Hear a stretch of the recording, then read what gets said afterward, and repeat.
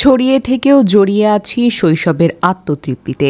এই স্লোগানকে সামনে রেখে সিরাজগঞ্জের এসএসসি ২০০০ ব্যাচের দোয়া ও ইফতার মাহফিল অনুষ্ঠিত হয়েছে।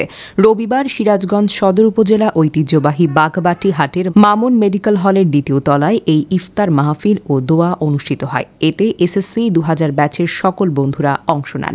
এ সময় ২০০০ ব্যাচের ব্যাংকার মোহাম্মদ সব্যসাচী ইসলাম বলেন, শেষ দিনে আজকে যে ইফতারের আয়োজন, আসলে এখানে আমরা হরিণা বাগবাটি উচ্চ বিদ্যালয়ের ২০০০ ব্যাচের বন্ধু বান্ধবরা মিলিত হয়েছি।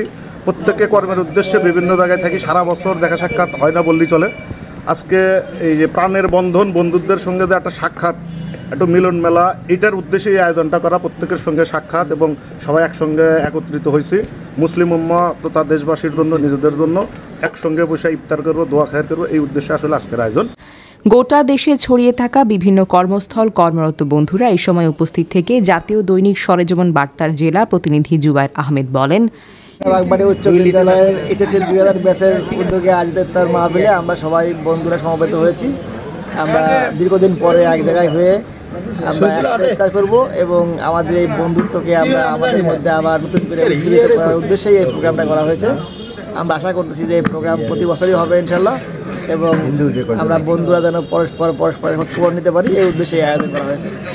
ইফতার ও দোয়া মাহফিলে সকল বন্ধুদের উন্নতি, সমৃদ্ধি, মঙ্গল এবং প্রয়াত বন্ধুদের অভিভাবকদের আত্মার মাগফিরাত কামনায় দোয়া ও মুনাজাত করা হয়।